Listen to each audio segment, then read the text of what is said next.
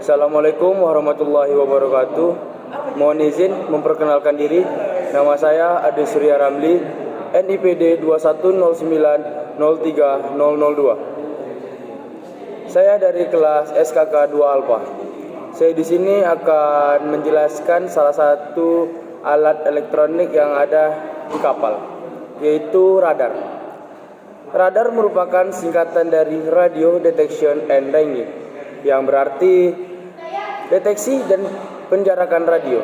Adalah suatu sistem gelombang elektromagnetik yang berguna untuk mendeteksi, mengukur jarak, dan membuat peta benda-benda seperti pesawat terbang, berbagai kendaraan bermotor, dan informasi cuaca atau hujan. Panjang gelombang yang dipancarkan radar bervariasi, mulai dari milimeter hingga meter. Gelombang radio atau sinyal yang dipancarkan dan dipantulkan dari suatu benda tertentu akan ditangkap oleh radar. Dengan menganalisis sinyal yang dipantulkan tersebut, sinyal pantul dapat ditentukan lokasinya, dan melalui analisis lebih lanjut dari sinyal yang dipantulkan dapat juga ditentukan jenisnya. Meskipun sinyal yang diterima kecil, namun sinyal lemah tersebut dapat dideteksi dan relatif oleh penerima radar. Selanjutnya, konsep radar. Konsep radar adalah mengukur jarak dari sensor ke target. Ukuran jarak tersebut didapat dengan cara mengukur waktu yang dibutuhkan gelombang elektromagnetik selama perjalanannya, mulai dari sensor ke target dan kembali lagi ke sensor. Ada 3 komponen utama yang tersusun dalam sistem radar, yaitu antena, transmitter atau pemancar sinyal, dan receiver atau penerima sinyal.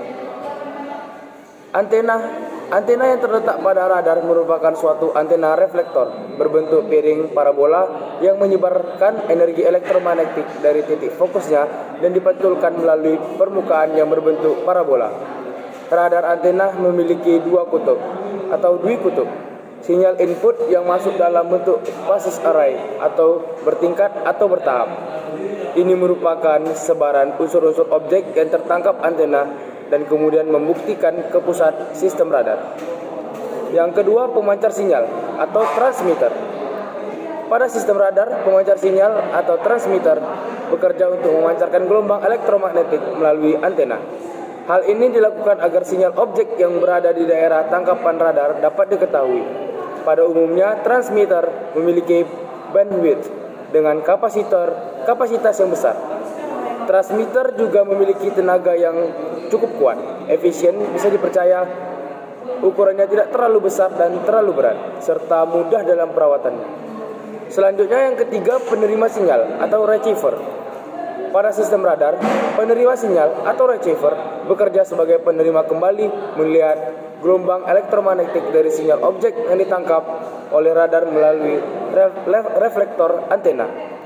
Pada umumnya, receiver memiliki kemampuan untuk menyaring sinyal yang diterima agar sesuai dengan pendeteksian yang diinginkan. Dapat diperkuat sinyal objek yang lemah dan memantau sinyal objek tersebut ke pemproses data dan sinyal atau sinyal and data process, dan kemudian menampilkan gambarnya di layar monitor atau display. Selain 3 komponen di atas, sistem radar juga terdiri dari beberapa komponen pendukung lainnya, yaitu waveguide, bekerja sebagai penghubung antara antena dan transmitter. Selanjutnya, duplexer atau bekerja sebagai tempat pertukaran atau musik antara antena dan penerima atau pemancar sinyal ketika antena digunakan dalam kedua situasi tersebut.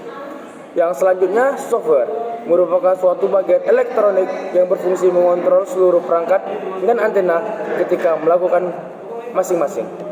Sekian penjelasan radar dari saya. Mohon maaf apabila ada kekurangan dalam penjelasan dari saya. Saya Ade Surya Ramli, NIPD 210903002. Mohon izin undur diri. Saya ucapkan terima kasih. Assalamualaikum warahmatullahi wabarakatuh.